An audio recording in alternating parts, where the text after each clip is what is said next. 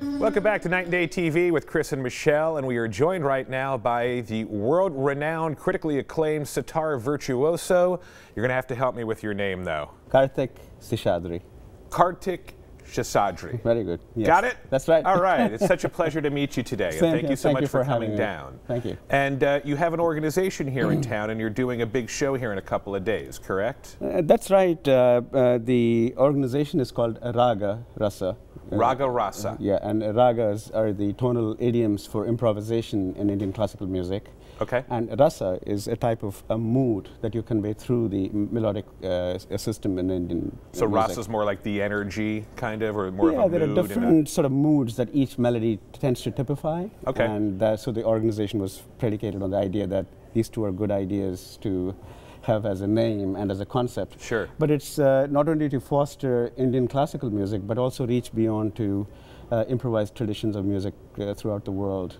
Okay. And the emphasis is really on education, really, and outreach, trying to develop children and to understand, their, world of music, which I think is so important in a world when musical curriculums are being stripped away. Yeah, and, that's becoming such a low priority now. It's heartbreaking. I have two little ones myself. I have a 4-year-old and a 6-year-old, and I was raised playing music. We had guitars in the classroom, not sitars, but guitars. Precisely. We had keyboards. We had I forget what they were, the recorders and stuff like that. And it was such a great way to bond with other students, to express yourself creatively, and you just don't see that in schools anymore. That's right, right.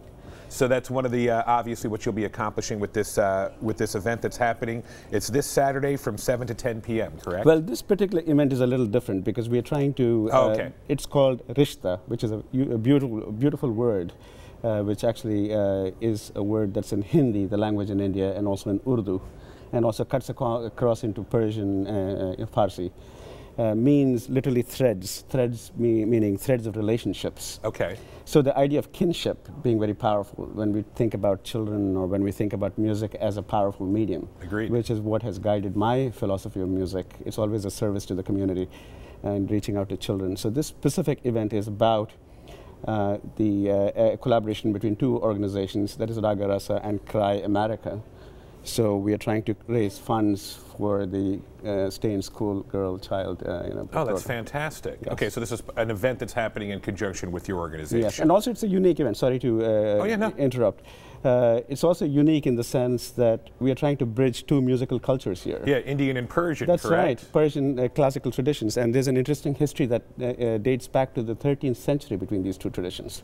Can you give us a little an example here today? Well, the example is actually the instrument you're looking at, the sitar, as we understand today. Yes. One of the dominant sort of theories about the sitar is that it was actually created by Sufi influences from Persia that came into India in the 13th century. And the sitar is supposed to have been invented by this great Sufi musician, Amir Khusro. And when he moved to India, he was very fascinated by the musical systems there. And he modified an instrument in India and called it the sitar. Se in Persian is actually 3. Okay. And so it's called sitar in the present day time. But it's gone through a lot of evolution and all that. And also musically speaking, the concepts like we have ragas.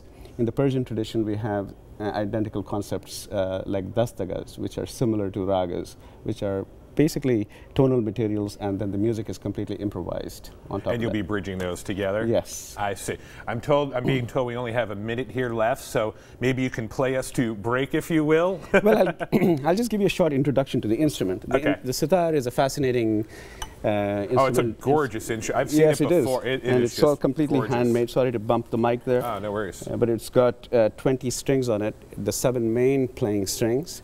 And then you have 13 sympathetic strings, which have a harp-like effect.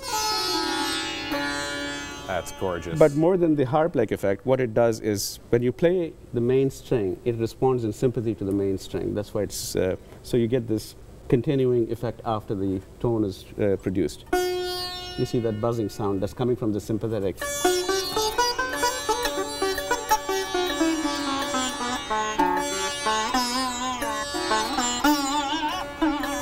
Yes. That is I'm being told we do have to wrap. That is gorgeous, my friend. Information on your website, yes? Please visit ragarasa.org And the event is at Qualcomm on April the 6th. There you go.